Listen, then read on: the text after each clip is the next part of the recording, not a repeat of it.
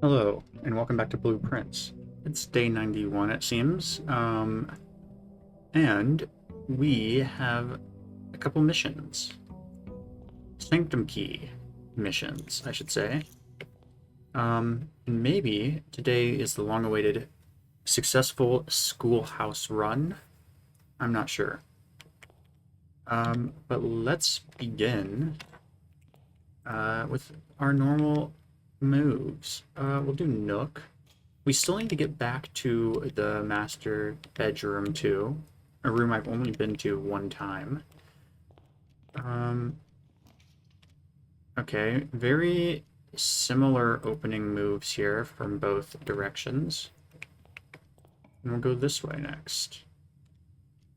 Yeah, let's do chapel. Okay.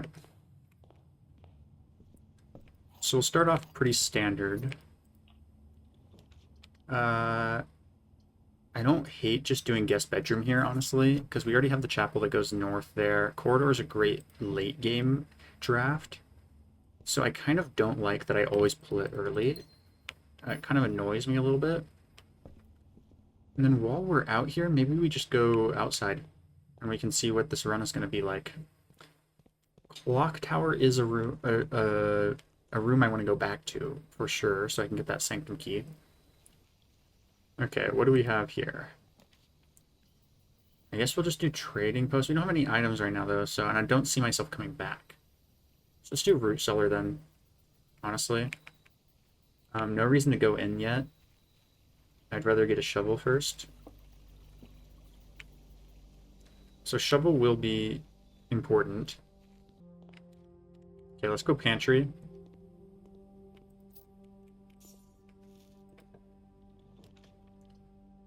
Okay, we'll do coat check here maybe and get that key card back. We could do observatory too. That's another option. Now let's just do observatory. Why not? Certainly doesn't hurt. Okay, this is Florealis. And then this is Daimonis Major, which is huge for us.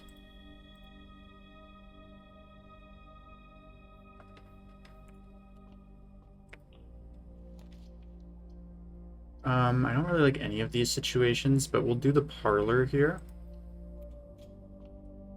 Because it's going to have to be done at some point, and all of them just point left. So why not just do the parlor now? Only one of this box's statements are false. The gems are in a box with 3 statements. Okay. And there are the same number of true and false statements on boxes. What does that mean? Oh, yeah. The total number of true statements is equal to the total number of false statements. That's possible. 1, 2, 3, 4, 5, 6, 7, 8. That is possible. Only one of this box's statements is true. Well, if this is true, then the other 2 have to be false. The gems... So this cannot be true, true, true. The gems are in a box with a true statement. The gems are in a box with 2 statements. Okay, well, if this is true, false, false, then the gems would have to be in the black box. Okay, let's assume true, false, false.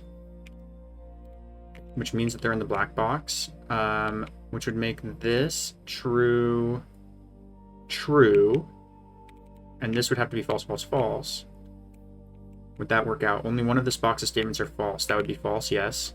The gems are in a box with 3 statements. That would be true, so that does not work. Okay, so we're going to have to say that this top one is false. Only one of this box's statements is true, would be false. So this could either be false, false, false, or false, true, true. Let's assume false, true, true. Gems are in a box with a true statement. Gems are in a box with 2 statements. That means they're in the white box. That means this is false, false. No, that can't work. So this has to be false, false, false. The gems are not in a box with a true statement. The gems are not in a box with 2 statements, which means they're probably in this blue box. Unless this is true, true, and that's still false, false, false. Okay. Gems are in a box with true statement, false. Gems are in a box with 2 statements, false. Only one of this box's statements is true, false. None of them are. So the gems can't be in this box. The gems are in a box next to this box, so it would have to be true then. Which means the gems are in a box with a false statement. That could be true or false. Only one of this box's statements are false. Let's say that that's true. Gems are in a box with three statements has to be true. There are the same number of true and false statements on boxes. Let's say that's false. That means this is true, true, false. That's 2 true, 1 false. 4 false, 2 true.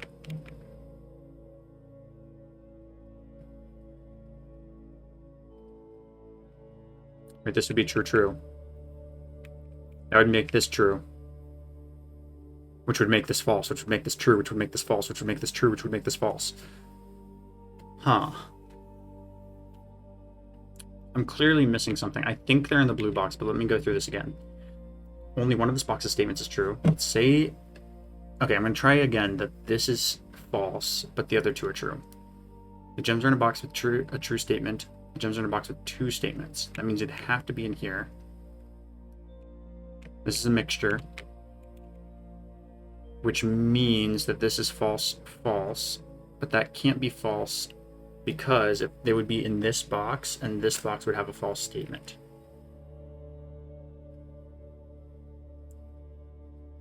So no matter what, they cannot be in the white box. The white box is impossible for them to be in. Unless it's true, false. If this is true, false, then this has to be false, false, false. But this cannot be false, false, false. Because that would mean that they're not in the white box.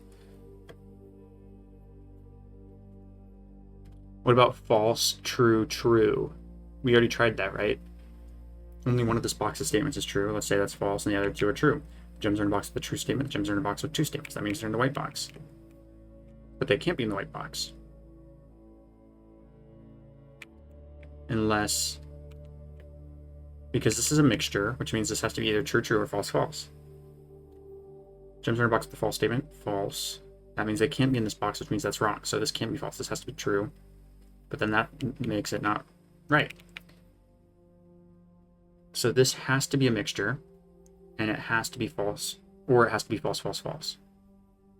I think it has to be false, false, false. None of the statements are true. The gems are not in a box with a true statement. The gems are in a box, not in a box with 2 statements, which implies the blue box here. Unless this is also false, false, false. Okay, but this cannot be true, true. Wait, no. This can be true, true. Because it's in a box next to this, and this would have a false statement. Because all of these are false. And then this could be false, false, false. Or this could be any mixture thereof that works. Only one of this box's statements are false. Okay, we'll wait to the end for that one. The gems are in a box with 3 statements. That's true. There are the same number of true and false statements on boxes. I don't fucking know, man. Let's just go blue. I don't know what else it could be. Okay.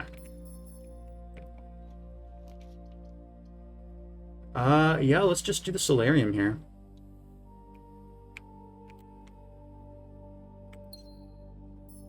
Great.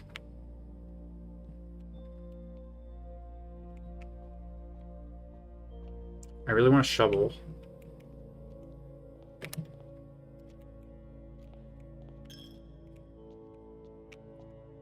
Nothing here.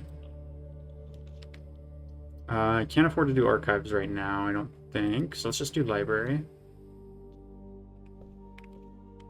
Okay, I think this will be worth. Let's just do it. Yeah, great. We could play bookshop. We could try to get that last book. That could be something we do this time. I don't dislike that play. Den here is a necessity. Let's go for more. Let's gamble again. Oh, that was huge. Oh, vault? We could do vault. That would immediately get us the book we want. Or we could do gymnasium. Honestly, vault guarantees us something new to discover. Gymnasium lets this round continue for certain. I'm just gonna do vault. I'm fine with sacrificing this run if we get something new out of it.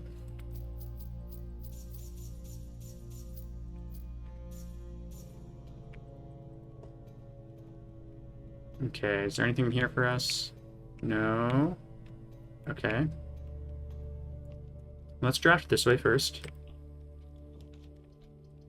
Yeah, that's round over, as I expected would probably happen as a result of my decision.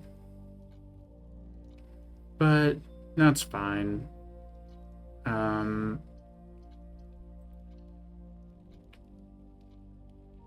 Let's just solve this. It'll go towards the trophy, right? 2. What the hell is that? Okay, I'm guessing it's cubed, because then we could 4 times 4 is 16 times. Oh, actually, no, that would make no sense. Maybe it just like negates the third. No. Maybe it changes the third to a times 3. No. Maybe it is cubed. So 4 times 4 is 16. Times 4 is 64. Divided by 3. What's 64 divided by? It's over 20, so that's not possible.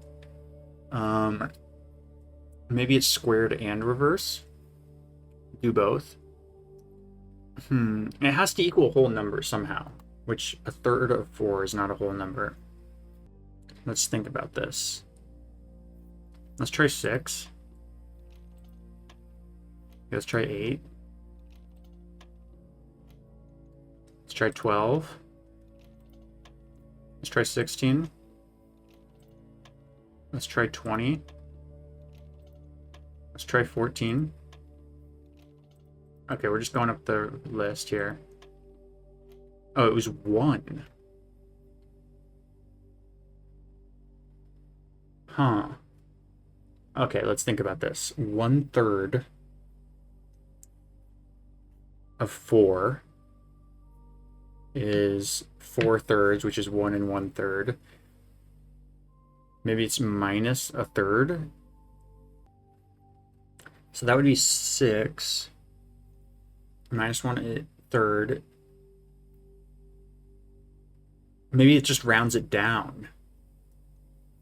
Okay, that's my theory, is it rounds it down. 6 minus a third is like a bit more than 5, so we just go 5.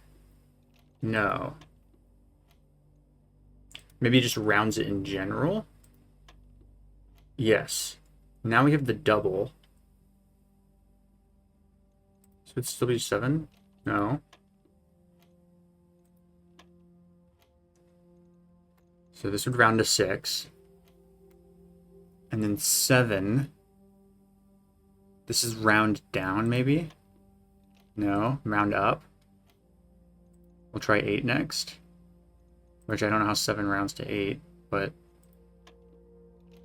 No.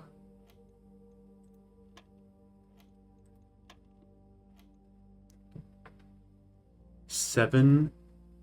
Oh, you round to the tens place. So this would round to 10. And 11 would also round to 10.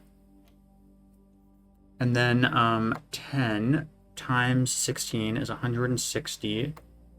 Round to the hundreds place is 200 divided by 10 is 20. We have even more? Damn. Okay, 10 times 6 is 60. Round to the hundreds place is 100. Divided by 20 is 5. Okay, I figured it out. Don't know why I would need a coin. Let's just go back to the bookshop and buy this thing, finally. And then we check it out immediately.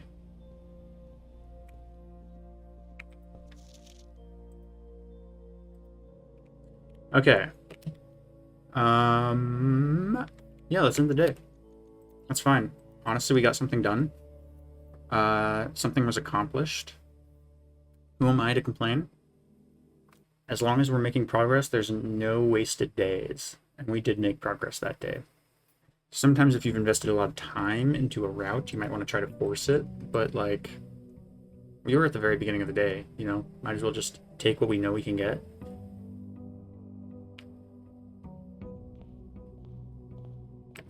Okay, let's do the same thing again. Den, can't go wrong. Don't want to have to do parlor again. I hope it's easy.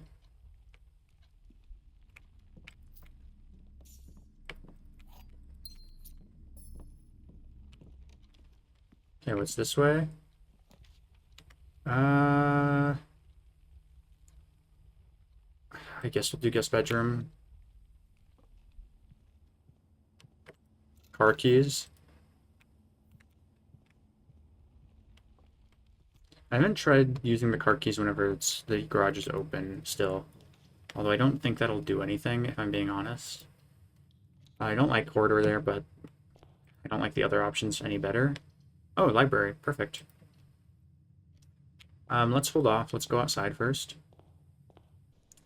I'm not really prepared for a schoolhouse run, so I'm not going to try to make that happen necessarily, although I might still grab it. Just because I think there's information I could gain. Okay, no. We will do the shelter. I mean, it's a gem and red room protection. I think most times it'll be better than the trading, or not the trading post, the, I think in most situations it'll be better than the tool shed. Because tool shed's probably just going to give you a gem as one of the items anyway. Or actually, it says 2 special items. Maybe tool shed's always guaranteed like a sledgehammer and like a shovel or a metal detector or some watering can, something like that, you know? Either way, I still think this is better. I don't really need items on this run yet. I mean, they never hurt, but... Okay, let's do some reading. Oh, we have a magnifying glass here too for us. Great, in case we need it. Curse of Black Bridge. Forward. The legend of Black Bridge is one that's well known to the people of the Grand Realm, for versions of this tale have been passed down from generation to generation. With each new telling, the story has changed, becoming over the years more colorful, more verbose, and as one might expect, increasingly horrifying. However, with so many renditions and unique personal touches, the task of confining and binding this tale to the text seemed an ambitious and impossible challenge. Over the course of my research, I've heard dozens of variations of the legend, and while the details would often change, I was surprised at how much the story's heart remained the same. Yet the more I listened, the clearer it became that there could never be a definitive version of this tale capable of capturing all the wonder and myth of Blackbridge. In the end, I chose to write down what felt most authentic, the story my grandmother told me as a boy long ago. It's gonna be like 5 pages, too. Like, writing this, the foreword is literally 20% of the actual book. Part 1. The Berry Picker from Oris. Many years ago, before peace had become a familiar word, there lived a group of rogues so wayward that the locals deemed it appropriate to call their number the Unholy Hounds. They were feral outlaws composed of society's worst, in a time when society was at its worst, and for each crime that fearful travelers credited to the group, a dozen more lay unclaimed, each worse than the last. For the gentry, however, who often value their coffers more than their companions, no crime could measure more wicked than the group's primary enterprise, high-road robbery. One such member of this so-called band of rogues was a boy of 13 years, Jesper, who had not been lucky in life, having lost 2 brothers to war and parents to famine. In the years of hunger that followed, Jesper lived in a gutter behind a churchyard, relying on the nourishment of scurrying bugs and weeds harvested from the cracks of the alleyway to sustain his pitiful existence. It is not surprising that a child aiming to escape such hardships would take an easy road out, an easy and well-traveled road paved with temptations leading out of the city and into the gentrylands, where loose purse strings entwine with the strands of salvation and glisten equally with the hope of opportunity. It was this road that eventually led Jesper to the end of his youth, a hidden cave at the bottom of Blackbridge Canyon. It was here that he met his surrogate family and saviors, that notorious gang of godless outlaws known as the Unholy Hounds. Despite the hardened circumstances that had led him to this vocation of banditry, Jesper was surprisingly tender-hearted and was often teased by the group for being too kind for such an ignoble life. For this reason, Jesper was assigned the innocent role of berry picker. It was not just innocence that set berry picking apart from the gang's more wicked undertakings, for it was the only duty it performed without the safety of night's concealment. Jesper, no stranger to solitude, did not protest that he alone worked while the others slept soundly, tucked away in the cave at the bottom of Blackbridge Canyon. On one such occasion, Jesper decided to get an early start. He left the cave, berry basket in hand, and set out into the woods before the morning sun had even brushed against the tallest treetops. It was colder in the mornings, but the headway dawn afforded meant Jesper could reach the furthermost berry patches without worry of being chastised for tarrying upon his return. It took over 3 hours on foot to reach his destination, and along the way Jesper had passed by many a familiar bush, all priorly pillaged and so bereft of berries that one would have to dedicate several moments in earnest examination before finding a single one. Jesper was patient, but even patience has its limits. He was confident that even accounting for the time lost to this long stretch of travel, his efforts would be well worth the pains. Surveying the patches in this new grove surprised even Jesper. The red dots suspended among the leaves seemed as numerous as stars in the skies. Upon seeing such a bounteous sight, he clutched his berry basket tightly and nearly toppled over out of joy. Once he had regained his senses, Jesper quickly made a decision. He would not reveal the location of this newfound treasure. Instead, he would earn the respect of his confederates, who, upon seeing his yield, might attribute the success to hard work. Smiling at his plan, Jesper set off to fill his basket and was making steady strides in his task when the sound of thundering hooves interrupted him. A carriage is approaching. The thought of it made Jesper freeze. Had he been so enchanted by his discovery that he had neglected to observe his surroundings? How could a roadway be so close? He ducked down and crept toward the impending sound, hiding behind one of the larger bushes nearby. It was only a moment before the sound's source revealed itself. Within 50 paces of where Jesper hid, an elegant carriage with gold trim came soaring around a corner of trees, led by two beautiful white horses and conveyed by a stern-looking driver, seated atop the vehicle, flaunting the most sophisticated regalia Jesper had ever seen. It was not just any carriage, it was a royal carriage. Even without ever having witnessed such a sight before, Jesper was certain. The sight had so transfixed Jesper that he stood awestruck, unable to tear away as the carriage approached. The little concealment the bush provided was soon proven unequal to the driver's lofty perch, and upon spotting the boy he pulled the reins with such effect that the noble steed slid to a sudden halt with precise control. "You, boy, get out from behind that bush," he shouted, with a rigidity that betrayed a modest amount of fear. "You startled me half to death coming round the bend of my own drive and seeing such an unfamiliar face in a place where there ought to not be any face." Jesper quickly contemplated running. The man was much older, and his dress was suitable for courtly behavior, not dashing through bramble and mud. I was picking berries." Jesper raised the half-filled basket to allow the driver to see proof of his words. The demeanor of the man suddenly changed. It was a change that Jesper was familiar with. He had many times seen the same stern expressions on the most fiendish bandits melt away when presented with a berry basket. Any suspicions that the driver might have had instantly evaporated, for even the notion of a member of the unholy hounds picking berries seemed farcical. The softened expression made allowances for a smile. "Berries, eh? Say, you couldn't have picked a better spot for them, could you? I used to pick berries here as a boy." Jesper took his cue to finally step forward out from behind the bush, proudly brandishing his basket. "I know, and what luck I found them. I've only just begun picking, and look how many I have. It would have taken me fourfold the time back home to procure this number." The driver bent down for a closer look. "And where is your home, boy? It must be quite far." Jesper replied with a scripted response. "A little south of Tanner Fork." "There we go. That's one of the places in this kingdom. On the rail network, too, probably. Just past the burnt woods." "My God, that is far. You couldn't have come all that way only this morning." It was true. Tanner Fork was in the exact opposite direction that Jesper had traveled, and while that response would seem perfectly reasonable in a location closer to Black Ridge Canyon, he could see why it might seem less believable, less believable here. "Sir, I have traveled much farther for much less profit. I dare say there is no distance yet made by man that would not be worth undertaking for a price such as these. Surely you have tasted them for yourself?" Jesper felt happier with this response, as it seemed to amplify the man's smile. "My youth, often, but perhaps I took it for granted because I never had to travel very far. And even then, my father would always drive us here in our carriage, so I'm ashamed to say I never had to walk such a stretch to earn equal reward." It was Jesper's time to smile. "Then let my efforts reward us both today." He raised the basket even higher. "A taste in memory of your youth, sir." The driver chuckled and removed one glove, bending over the seat to reach down to the basket. And at the moment his fingers touched the first berry, the dagger in turn met his throat, cutting through a superficial layer of skin and drawing blood. Jesper caught the man's startled eyes. "And for that taste I will have your purse, sir, in memory of my youth." The driver's arm had gone stiff, his chin raised and trembling, more frightened than he had ever been before. Whether unable or incapable of speaking, he did not respond to the boy. Perhaps he did not think his jaw could afford to be engaged at this particular time. Jesper let the basket drop, freeing his other hand to probe the man's pockets. "Do not mistake me, sir. I will not kill you if you give me no cause, though I will admit the thought of taking your carriage and leaving you the indignity of walking appeals to me." Damn. Unable to find a purse in the man's coat, Jesper pivoted to search the seat under him. "Why have you no purse upon your person?" The driver slowly raised his hand cautiously, pointing towards the carriage door behind him. Jesper lowered the knife's edge a small degree to allow the man to speak, which he did in turn softly. "There's a lockbox in the carriage." "Well, come down then and grant me the courtesy of sparing your life and binding your hands, a concession I assure you of my tender heart, for it would be much easier to slit your throat." The man started to comply, slowly lowering himself in the driver's seat of the carriage. Once down, Jesper guided him away from the carriage to a nearby tree, where he instructed him to get on his knees and put his hands behind his back. Excusing his inexperience, the man indulged Jesper while he figured out how to adequately bind him. The smile and kindness Jesper had seen on this man's face, now nothing more than distant memory. In their place, cold, dark eyes displaying no emotion. I wonder, should I grant you the same clemency you are showing me? Jesper stopped, surprised by the question, but ignored it, secured the final bindings, then hastily returned to the carriage. With one hand on the door handle, he turned back to the man. If there is no lockbox, there will be no clemency. Inside, the carriage was surprisingly dusty and unswept, a stark contrast to the elegant and polished golden facade of the exterior. It had apparently been many years since a passenger had enjoyed passage in this vehicle. This all but confirmed what Jesper had suspected. The driver of this carriage was not a liveried servant in the employ of some greater master.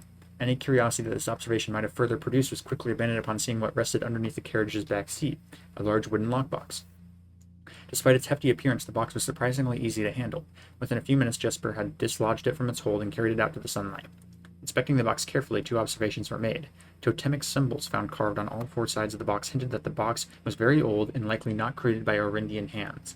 It reminded him of artifacts from the Old World and was presumably crafted in one of the ancient realms. Secondly,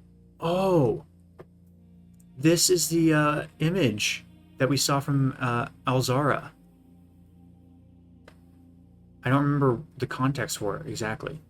Secondly, the box was secured by a rusted yet robust padlock and would not open easily without a key. Jesper looked over to see the driver quietly observing from his indentured position.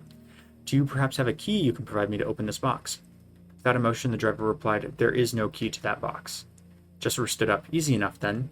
He headed over to a nearby rock of sizable dimensions and lifted the stone, carrying it back to the box. If there was ever a time when that lock had been resistant to brute force, it wasn't recent. With one hit, the stone had completely shattered the rusted lock. He bent back down and opened the lid.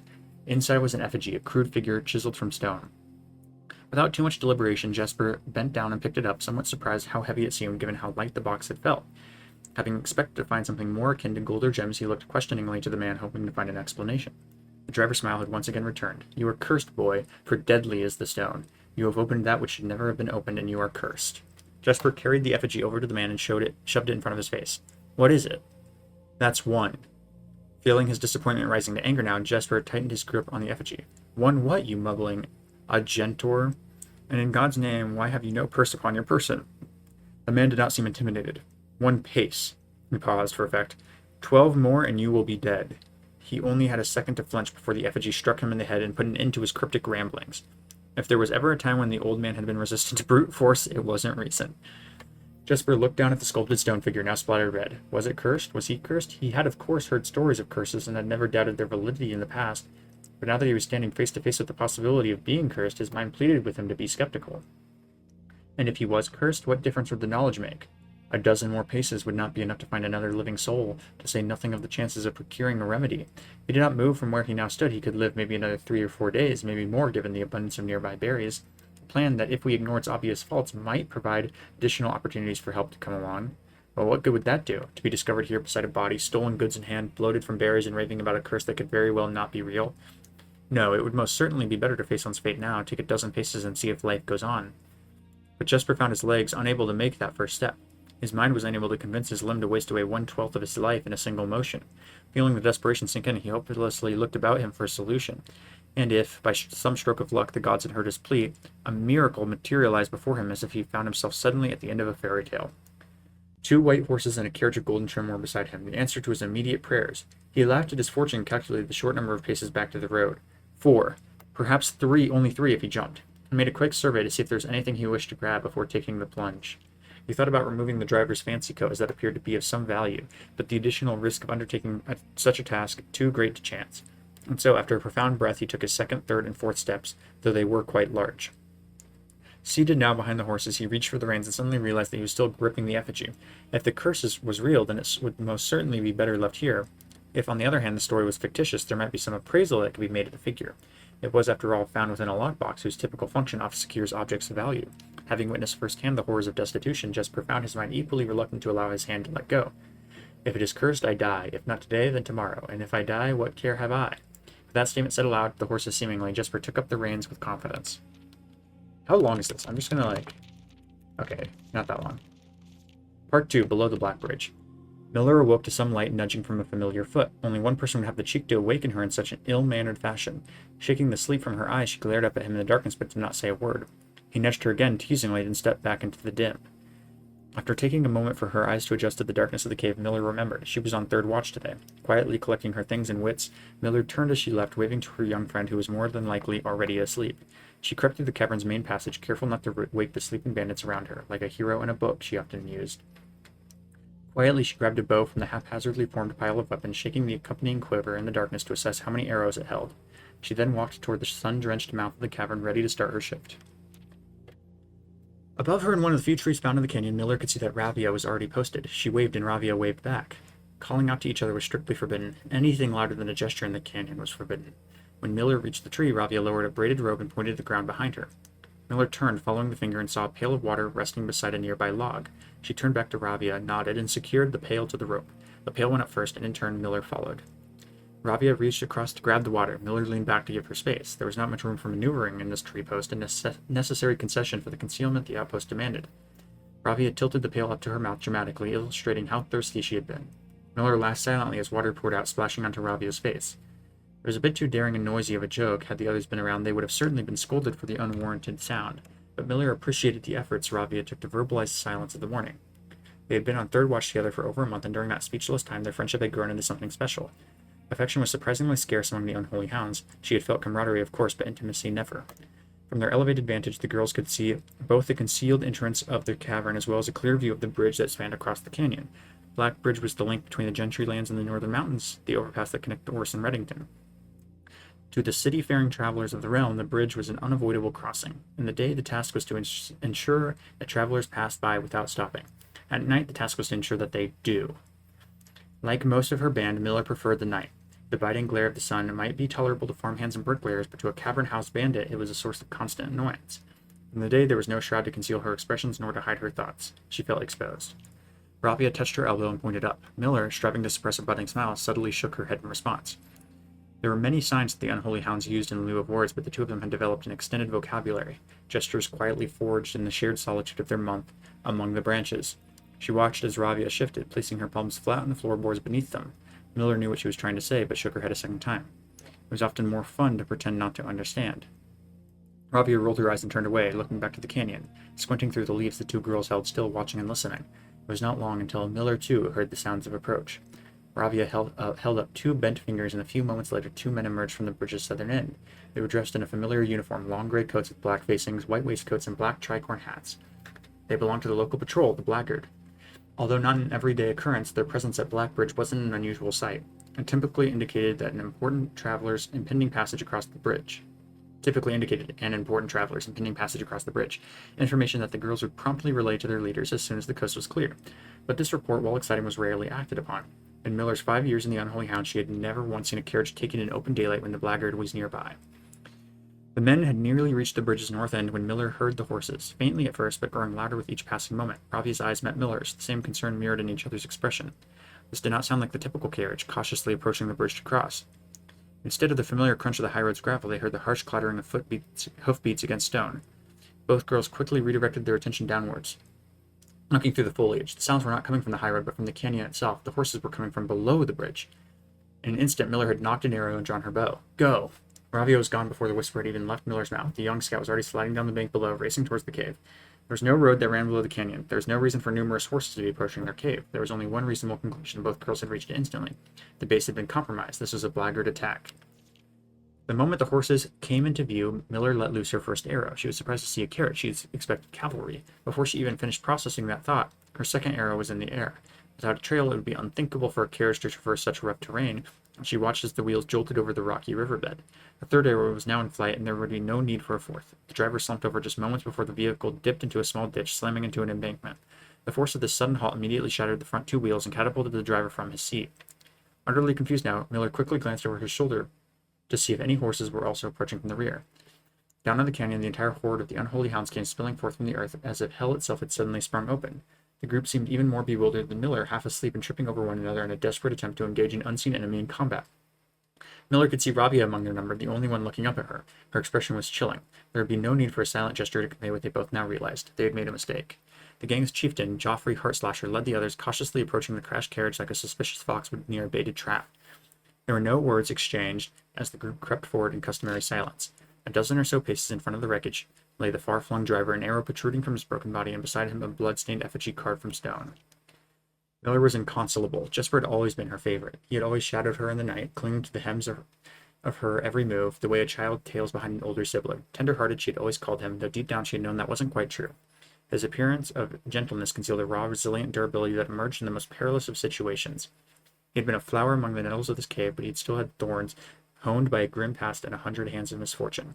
They buried him in the darkness in the back of one of the larger cavern rooms. He was interred with a berry basket and a silk handkerchief that he had treasured.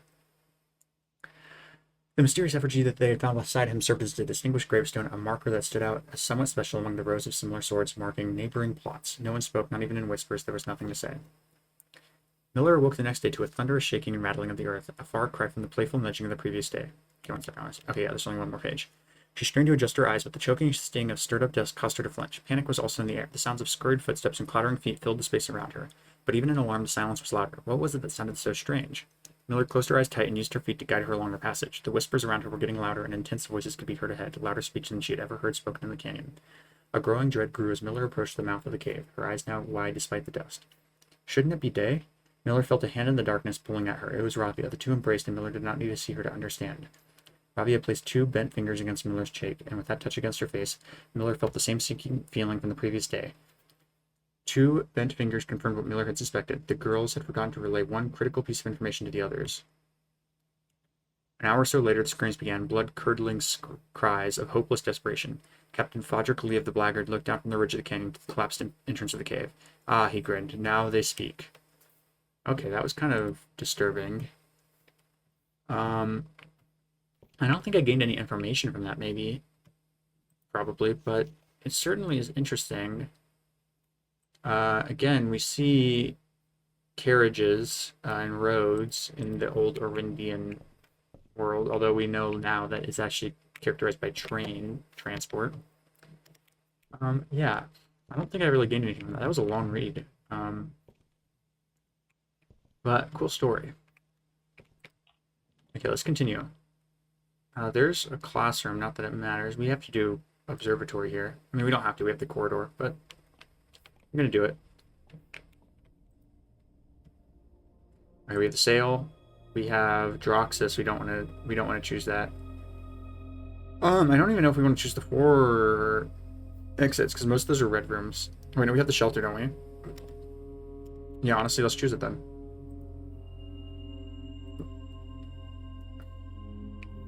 We definitely don't want to choose Droxus, though.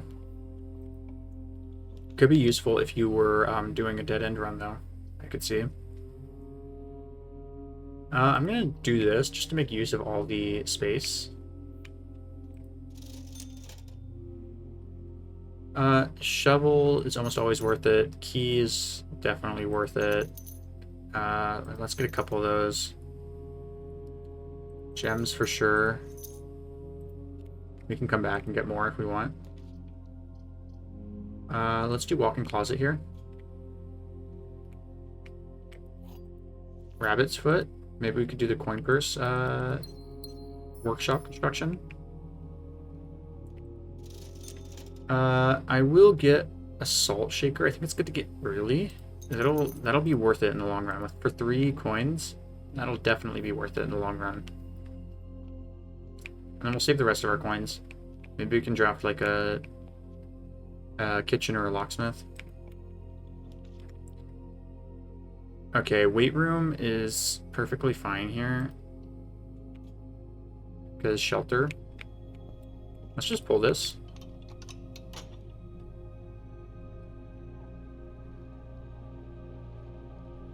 Why not?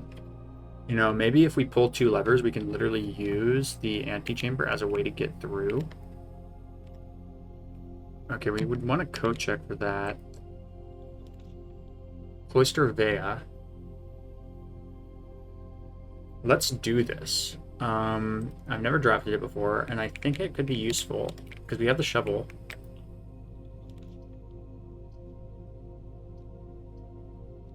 This is a bad spot for either of these, so let's just do closet here. There's the coin purse. The run is alive. The special item run is alive.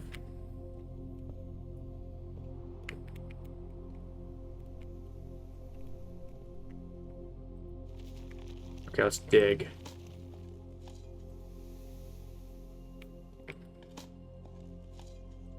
Okay, key. Another key. That's great for me. Do we want fireplace rooms? None of these are fireplace rooms. I also don't want to use hallway here. Let's just redraw. Okay, let's just take the Great Hall.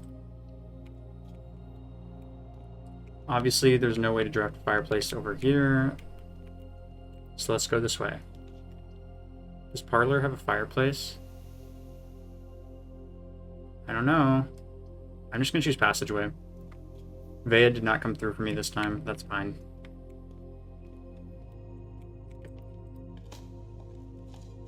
Okay, an old can.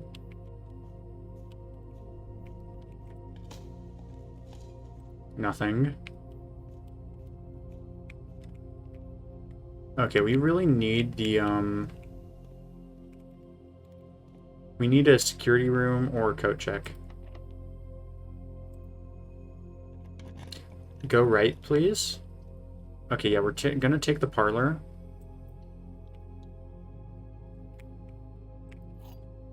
Okay, let's see if we can get this right. The statement matching this statement is on a box containing gems.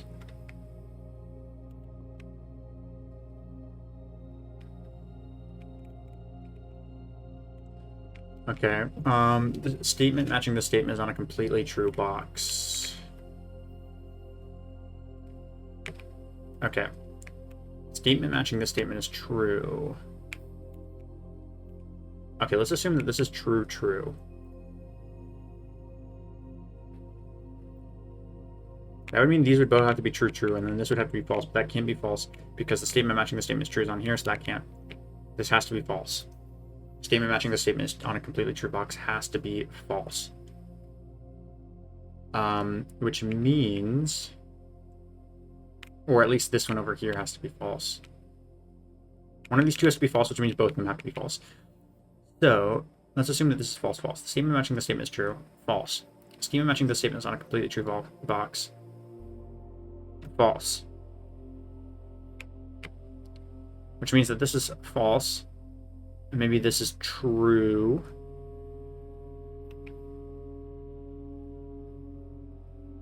Wait, no. These can't both be true, false, because these can't both be true or both be false. Because only one of these statement matching is on the statement is on a box containing gems can be true. We know it's either white or black. If we know that this is false, there's a good chance that this is false, false. There's a good chance that this is true, true, which means there's a good chance that it's in here. So I'm just not even going to think about it too much. If I don't get it, I don't get it. Okay, great. Do we hold off on going further south?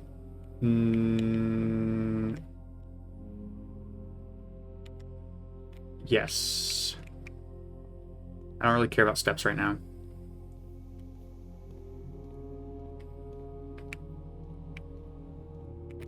Let's go down.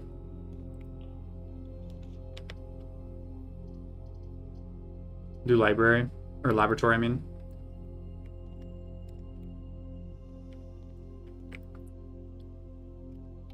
For obvious reasons.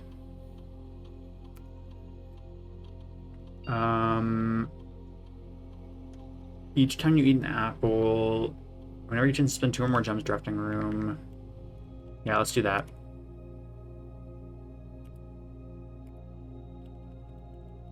I think that's good. We'll at least get it once, probably. There's a good chance. I don't dislike treasure trove.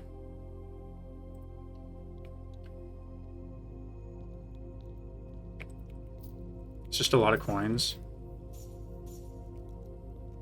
Okay, let's see what this says. We'll use a key. Getting me information. Okay, let me go to where I've been writing these down. Okay, the true treasure of the trove is not in the house. I'm wondering if this is like clues for the reservoir stuff. I don't know. What I do know is that that does not mean anything to me yet. I'm going to write that it was in a blue box with a sun. Okay. So that later maybe we can verify if that was true or false.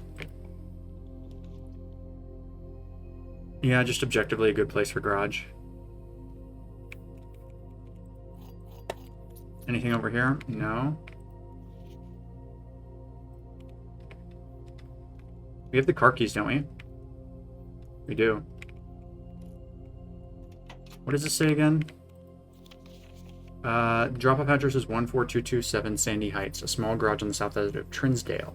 The goods are already secured in the trunk and just unload and get back here before noon. I've seen Sinclair's schedule, and I don't think you'll be requesting the car today, but you never know when the cat will want to get some air. Okay. Yeah. I remember all this. Oh, I can unlock the trunk. Oh, shit. You got an upgrade disc in here? He was bootlegging? Yeah, he's alcohol in the back. He must have been bootlegging or something. Now we need to get to a terminal. Oh, we have the lab right there. Why don't we just do that?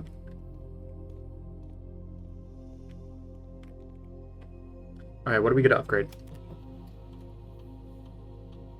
Wine cellar, maybe? Aquarium. This is one that desperately needs an upgrade.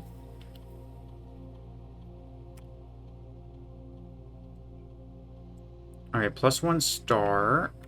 Power source. What does that mean? It's like a new boiler room? That could actually be pretty cool. Let's do this.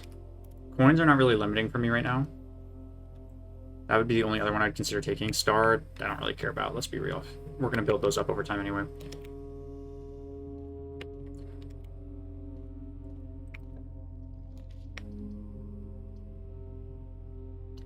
We can do this, and we'll get like a random item. We got a gem back from it. Is what we got. Okay. Yeah, let's leave it this way for now.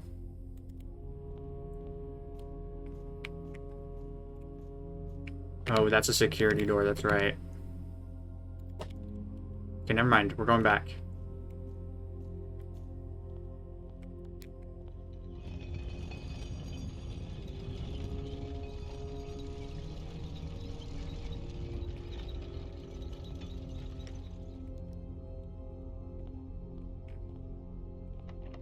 Okay, we'll use one of our many keys. I don't dislike coat check here, because we know we do have the security doors. Wait, we can rotate the floor plans. Oh, shit. Maybe pantry is the move here, then. But no, I'm going to do coat check.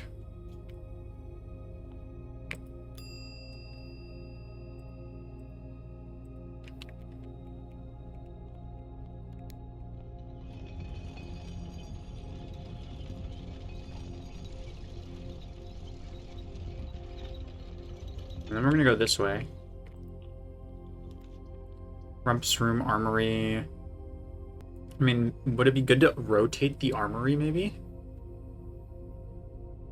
I don't dislike that. I don't really want to be on the left side as much. I'd rather be just going up the middle. Because when you get close to that edge, your options are way more limited.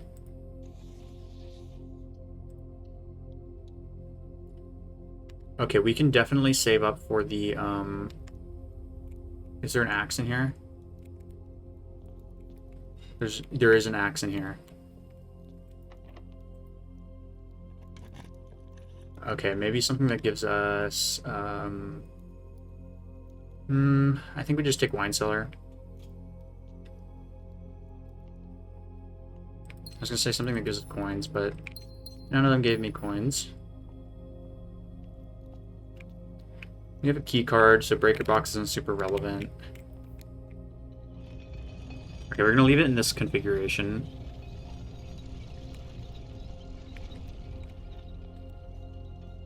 I would like to get security, just so I can increase the security level.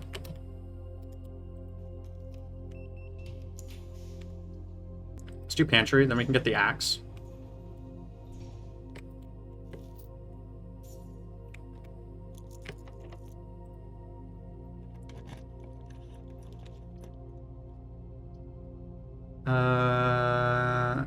I guess we'll just do archives here.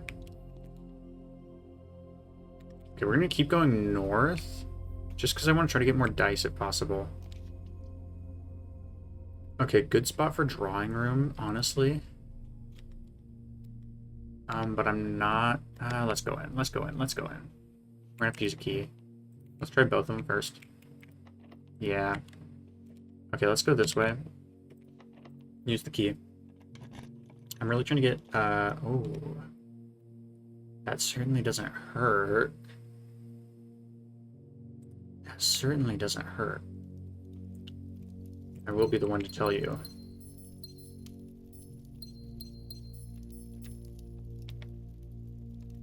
Okay, maybe we can just go straight here. We can get to room 46 if we just go straight. Dining room. Perfect spot for it, right?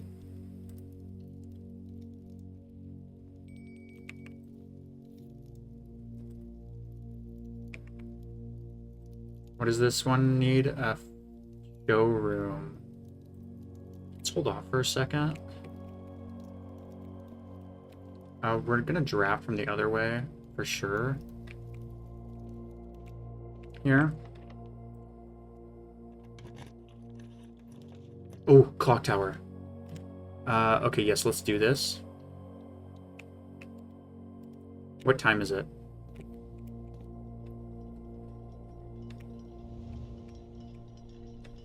Maybe I missed it.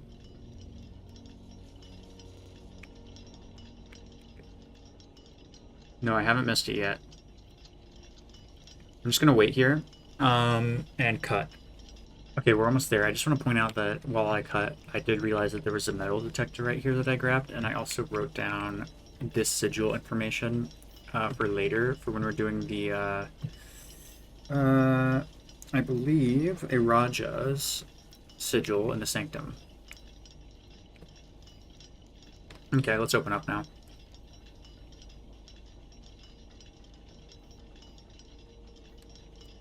There we go.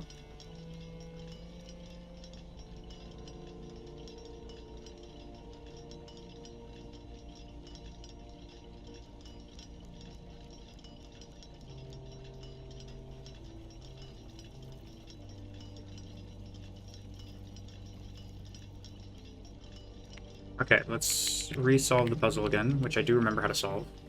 I'm pretty sure.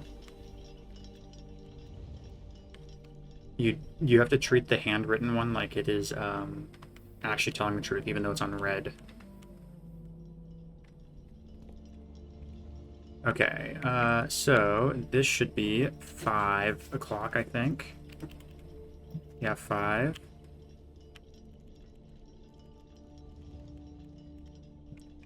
This one should be...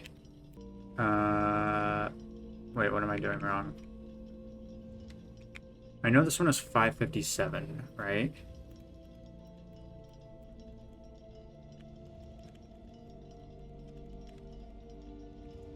This one is 6.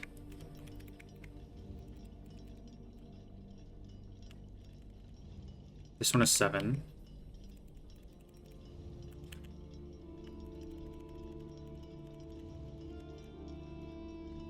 And then 8, 9.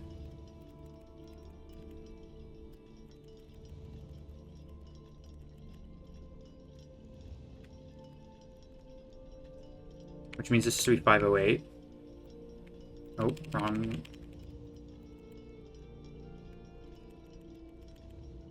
Which means this is 805.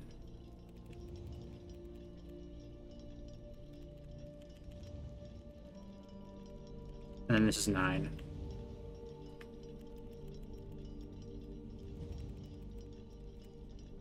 There we go. And I will be taking that sanctum key.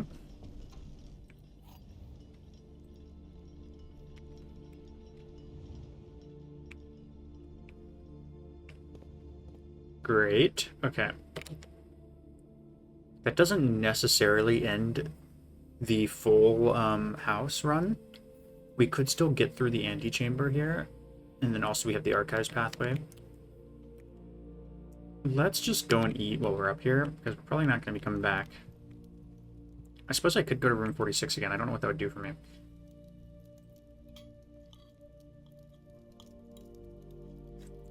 I'll just take the steps. That should be enough to last us for a long time.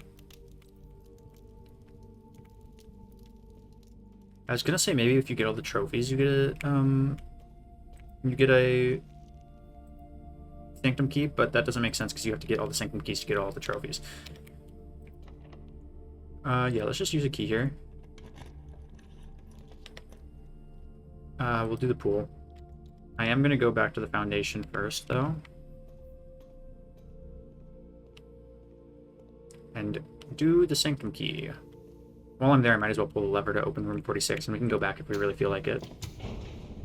Feels weird so casually just doing what the entire goal of the game was for a while for me. Although I suppose it's way easier considering we have all these power-ups.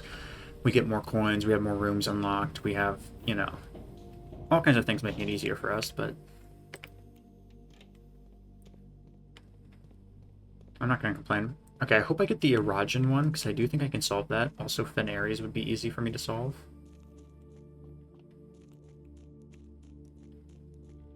Neither of those would be a problem if I got them, I don't think. Maybe Erogen might be a little bit difficult on the weather and the,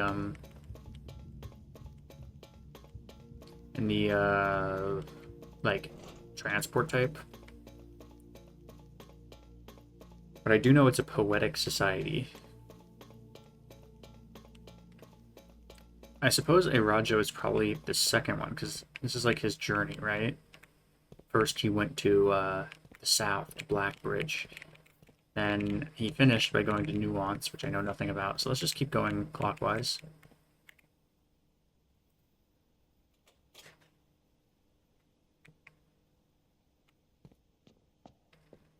No, this is Fenaries. Okay, I do know this one. This one's easy. Okay, let's make it militaristic. You have foggy weather. The most common form of transit is rail. Or is it street carriages? I think it's rail. Which is, let me find the drawing. It's either road, streets, and carriages or rail. We will change it to train. Oh, I circled the wrong one. Fuck. Okay, here's rail, here's foggy, and then let's make it the Fenary symbol, which is red, which is the squiggly lines.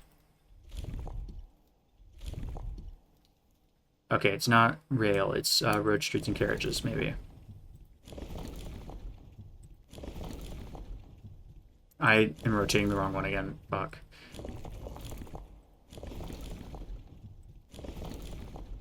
Okay, it's not aviation, I know that. It's not turtleback. There's road, streets, and carriages. Oh, I forgot to press submit. I guess it is still road, streets, and carriages.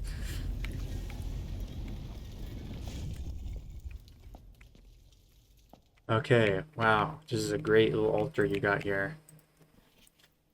I am actually writing this last postcard sitting at my desk at home. I suppose I should put forth the extra effort and drop it in the mail for consistency, but I am tempted to save the postmaster a trip as it will just wind up here once again to join the other 7, which I am pleased to report were all waiting for me on my desk, safe as can be.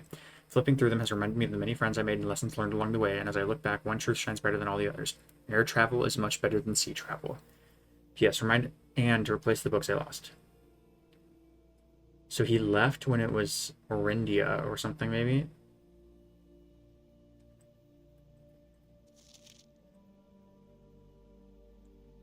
Remember, we can collect stamps somehow. This is his estate now. It's the red estate.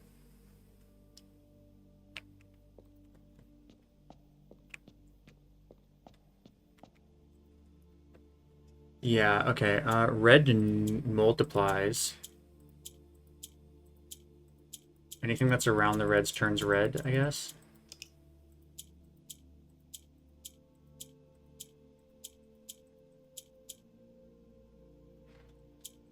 How do oranges work?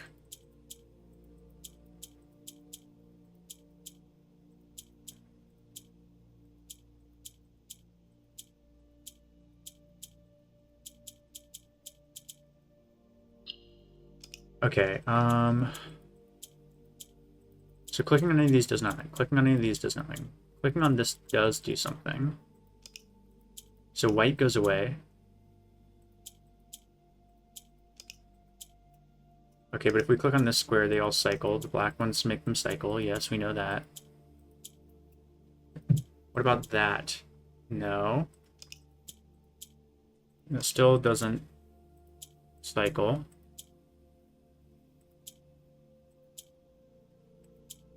Okay, I can't figure out what to do with the white.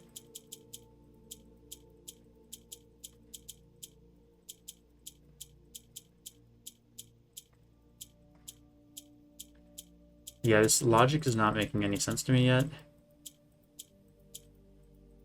So green will just cross over, which we already knew about. Either diagonally or vertically over red. White presumably does it fucking nothing other than disappears if you click on it. Green or black, clicking black will cycle everything in the row. Orange does nothing, it seems.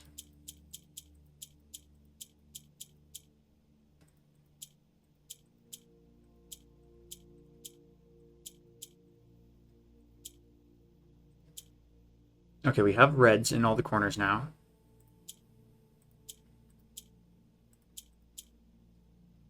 In two of the corners, I should say. There's a red, there's a red. Can I move them? No.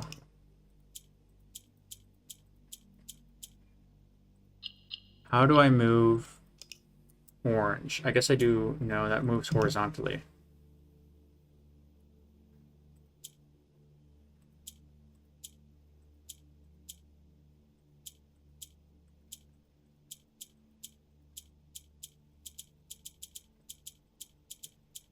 Yeah, nothing will work other than me pressing red. It's just like an endless cycle. Oh wait, something happened. There's more greens now.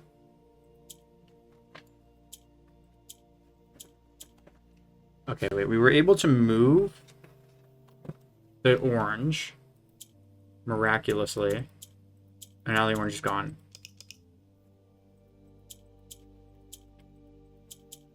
I do not understand the rules of this box, that is for certain. Red will not move, I've learned, I don't think. So we have to get things into positions so that red can fill them. Okay, wait, so why does this happen? If I press red here, it fills that spot, but then also this white disappears and turns black. That's the key, isn't it? We need to get this green over.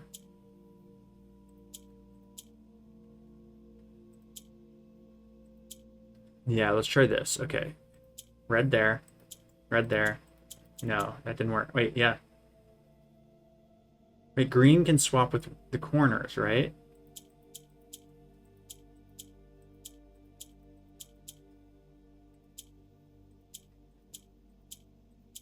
And then green can also swap vertically. So if we leave the blacks around, then maybe we can get red where we want it, but I don't know how to do that. I don't know how to propagate the red without taking up the black space. My thought is like, we can get the red to fill these other colors, and then we can use the black space to manipulate the green, which in turn will manipulate the red into the corners. But there's just too much going on here for me to understand how this functions. Okay, I'm not really worried about it. Oh wait, maybe this explains it. I should have probably read this first. The Fen Ares variation. At the end of the War of the Fifth Era, after the Grand Realm of Fen Ares was established, more Ajai boxes of the realm were graced with red tiles in honor of General Teskin's victory. When these tiles are pressed, all black tiles on the box turn red in triumphant victory, while all white tiles on the box turn black, serving as the outclassed and struggling reinforcements of the dwindling Desolate's army.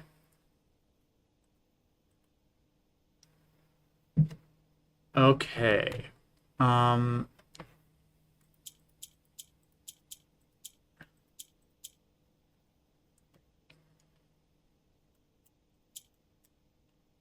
so what we want to do is we want to do, like, this position that it starts in is pretty good because we already have two in the corners if we press this. Yeah, so let's do this. Then let's cycle,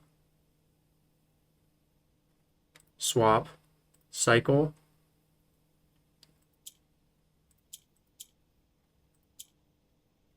swap.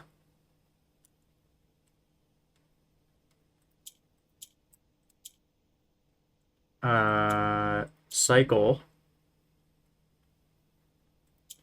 swap, swap, cycle. No. Oh, I didn't mean to do that. We need to move these oranges around, and I don't know how. I have not yet successfully moved the oranges. It's clear to me that the two of the oranges go in two spots, and then these two blacks become red. And I don't know how to move the orange. I can make them gray.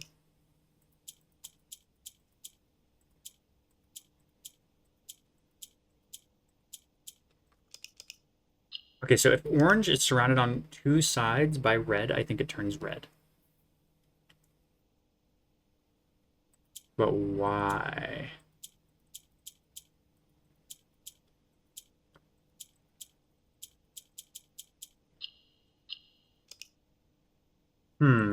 I'm gonna have to come back to this once I know more about the other colors.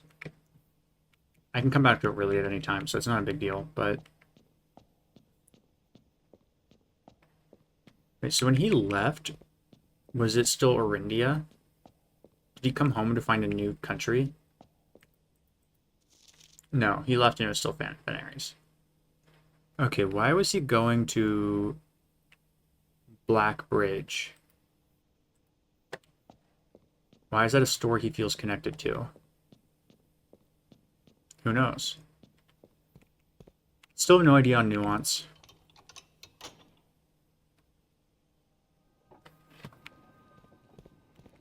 Okay, the door's open. We could go to room 46 if we want.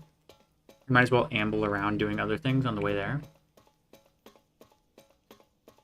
I do want to see what happens if we beat the game again. That is a question I've had. Is there a way for us to successfully map it all out? Yes, but not likely. Okay, let's go pantry first.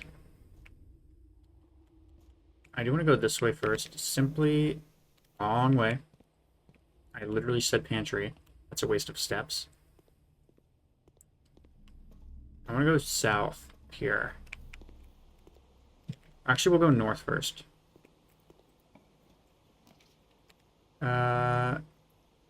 We kind of want the reroll, if we're being honest here.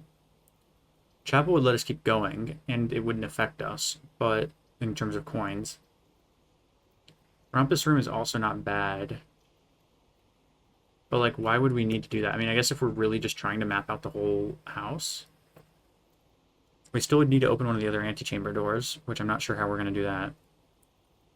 This would let us play for the master bedroom, which I don't dislike. Let's just do it.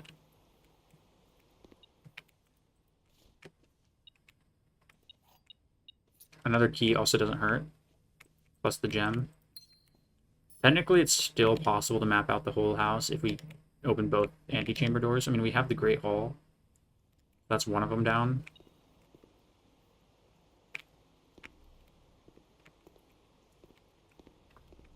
Why am I hearing beeping? I heard beeping. No? No, you're not going to do it anymore? Okay. Yeah, let's use a key. Honestly, let's just do the sauna here and then use our rerolls down at the parlor area. Steps. Doesn't hurt. Let's just go and get those from here. Yeah, it keeps beeping as soon as I go to leave. I'm just going to ignore that. Yeah, I don't hear it anywhere else. Okay, yeah, let's go pantry, foundation, cloister. Great Hall. Let's not use any of our keys here. So south. We will do Gymnasium since it's basically just like a redraw for us.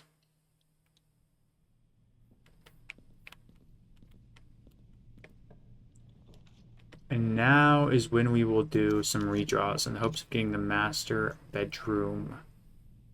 No. No. Okay.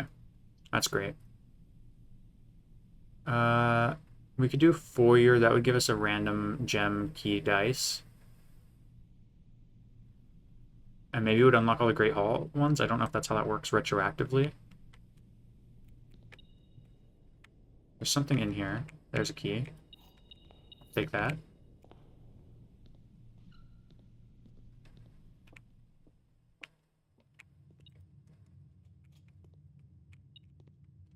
Okay, yeah, great. Don't have to spend any keys on any of these. So we could still theoretically pull the master bedroom. It's not likely. Okay, that's all the relevant doors.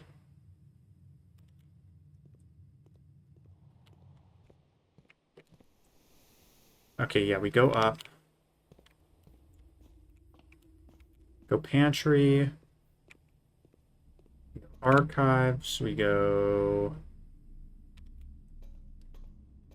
here. We go here. We go through the antechamber. And we don't go to room 46. Nor do we take the basement key. We go this way. We take the courtyard. Then we're going to take the nook, hopefully, off of this.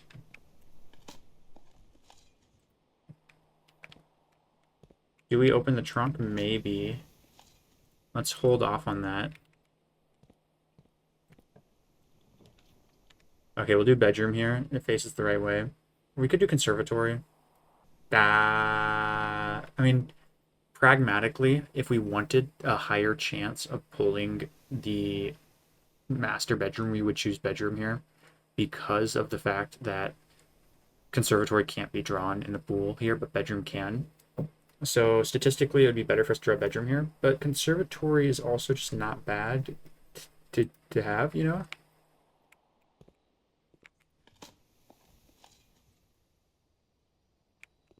The situation I don't want is like a hard choice, you know what I mean? On the next one.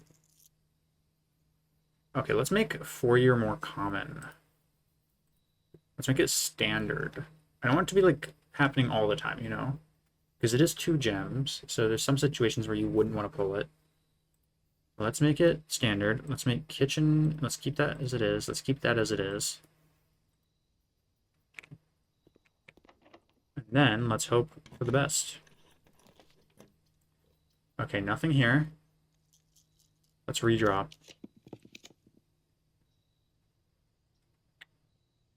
Okay, I guess we take the study. I mean, does it really matter? We could try to crack the safe again.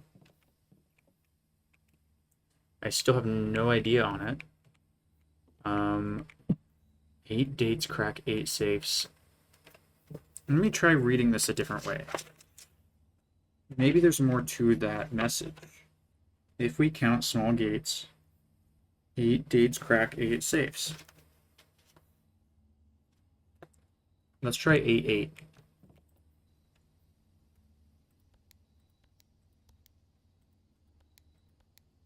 No. Let's try... What are some other dates I've written down? I'm going to go through my entire notes and check every single date. I'm looking back through my notes right now, and I just came to an epiphany. This is unrelated to the save thing.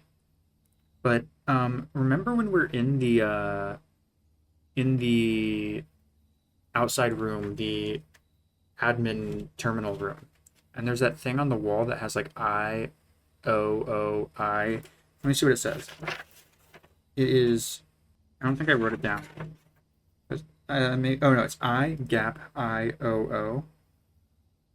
Well, whenever we were in the locker room, we found a piece of paper that was torn that said 6 or O, and it was arranged with the I-O-O vertically next to each other. Maybe those are related somehow. And I don't know what that actually means. Maybe we have to go back to the locker room and find some more stuff. Remember in the office, there was that thing that said March of the Count? And then we just guessed all the March dates, and we found one that worked, and I never figured it out. Maybe that has to do with the drawing room, and you're supposed to use the drawing room to inform the office safe, but that feels a bit weird to me. Flight of the Queen, March of the Count, Fall of the Lord, Passing of the Barons, Herrings of the Major. God damn. Okay, and there's really, I know every time I come in here, I do the same thing. There's really nothing in this room. Queen on D8. That could be relevant to this. Date. Maybe that's just another hint at date. That you're looking for dates.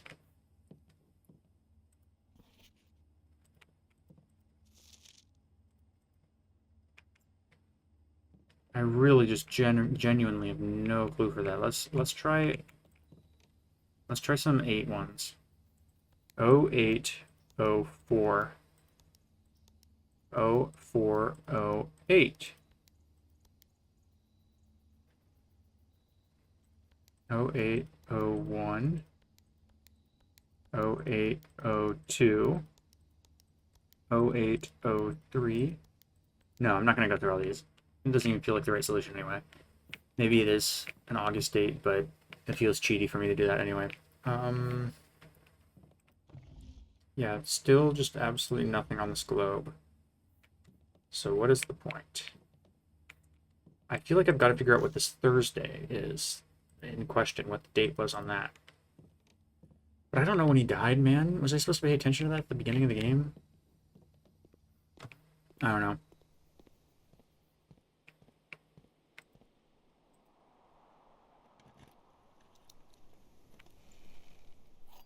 Secret garden key, we could have used that, man. We could have used that and we could have opened the other lever, and then if we had opened the other lever, then we could have gone through and done all the left side stuff. Ugh. Oh well. I will take this with me to my death. By death, I mean my success. Do I get to actually, like, explore this room this time? This might be relevant. These all are at 130. Yeah, we figured that out. 8 realms in 8 months. Oh, we're supposed to do it in the order that he went to them. Well, I know what number 1 is. It is Orinda Aries. And it's also number 8. 1, 2, 3, 4, 5. Okay, maybe not. Maybe we just go south for number 1. I don't remember which direction he went exactly from here, but we're going to do this.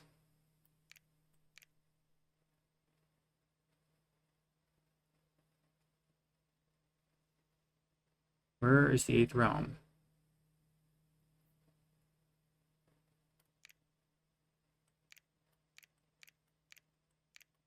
Okay, let's do this.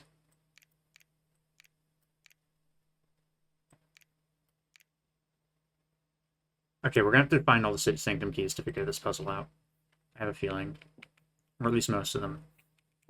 Marigold, Jones, Epson, Sinclair. This one shows the actual time. Here's all the realm symbols.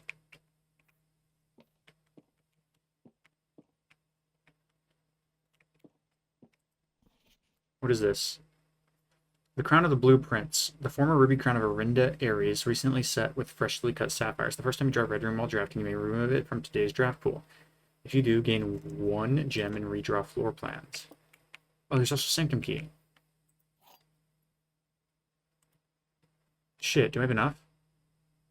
1, 2, 3, 4, 5, 6. Yeah, I definitely have enough. The first key found here on the furthest rank. Okay. Oh, this is telling me where they are. Well, all the sinking keys are. Yes, I found the first one. The second locked tight in the vault of a bank. Okay, so I need to find a certain security deposit box.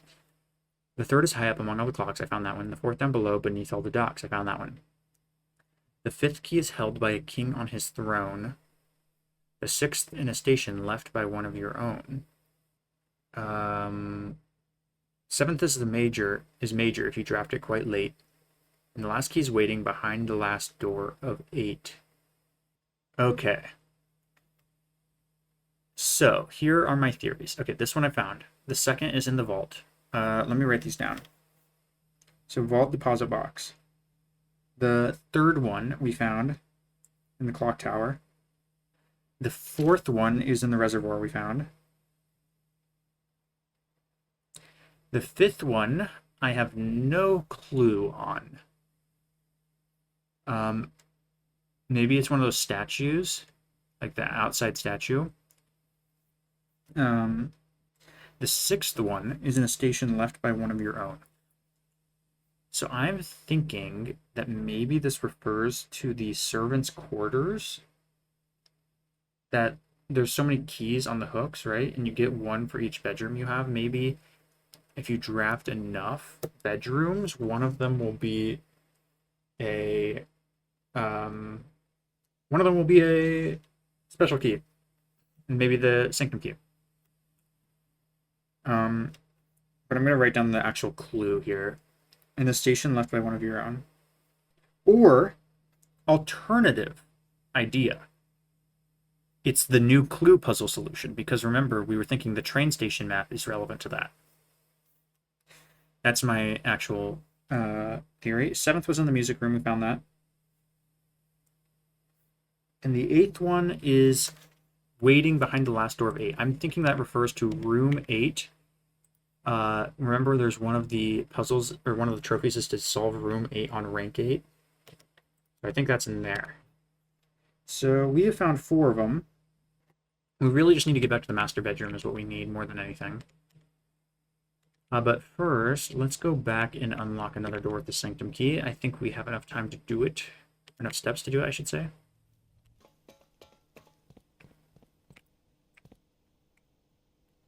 Yes, I wish to use it on this door.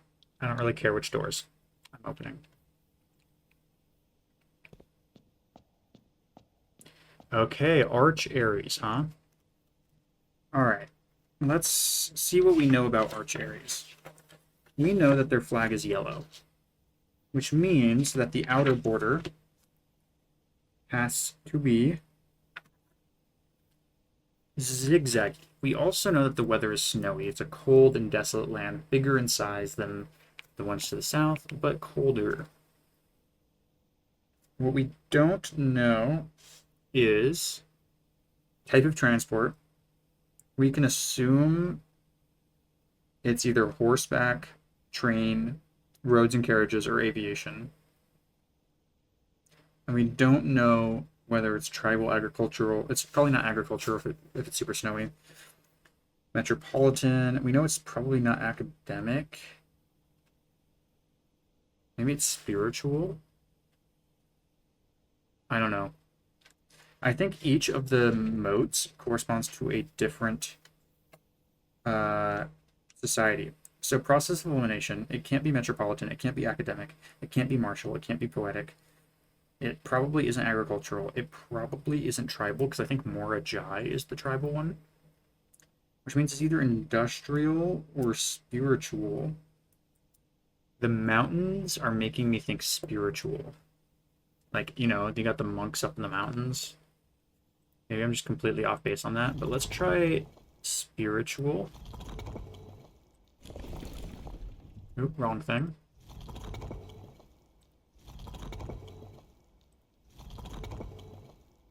Okay, that's industrial. That's option 1. Let's go spiritual, though. Okay, next. We have the ray types. We want snowy, which is like the dotted line. Okay, then we change the outside to zigzaggy real quick, and then we're gonna try we're gonna try all the transport types. Okay, no. I didn't think so. Okay, I could see road, streets, carriages. No. Okay, let's try horseback. That seems reasonable.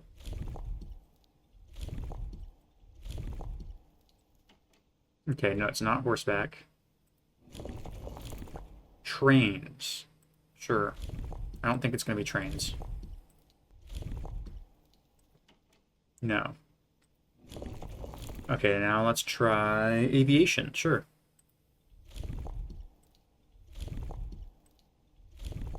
I love having to cycle all the way back through this every time. I guess it's to discourage exactly what I'm doing right now. Okay, it's not aviation.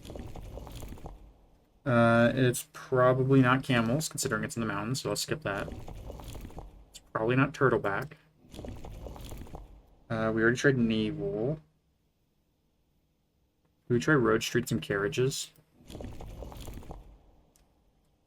try road, streets, and carriages. No. Do we try train?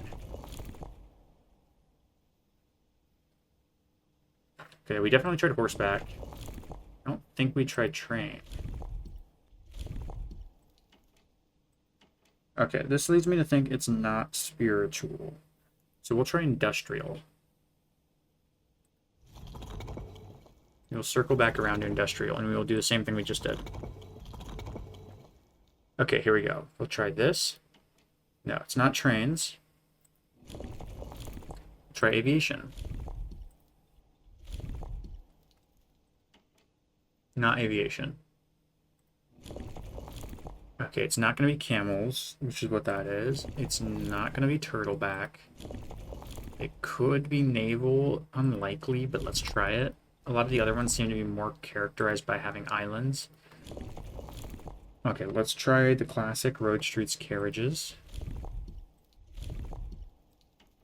No, not road, streets, carriages. Horseback, sure. Horseback is what I would think, because you're very mountainous. You know, you got to travel by horse if you're really mountainous, right?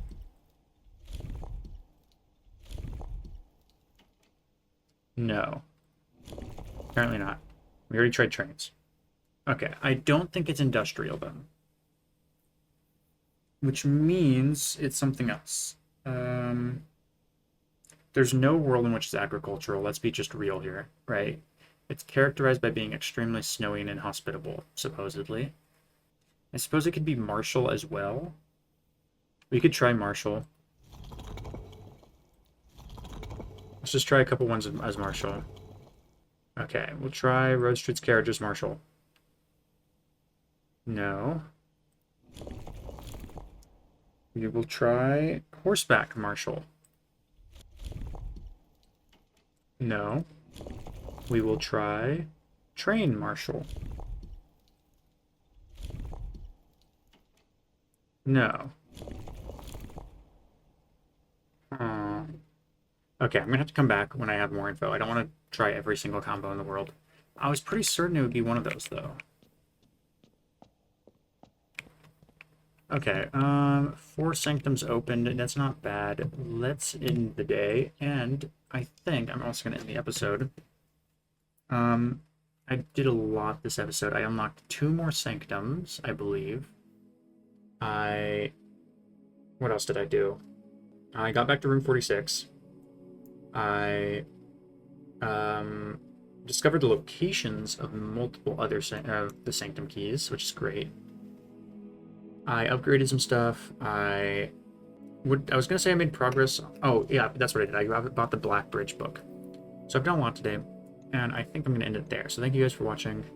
It's kind of funny that we own this manor and we're still camping outside, but I guess that's where I'm going back to until the next episode. So I'll see you guys later. Bye.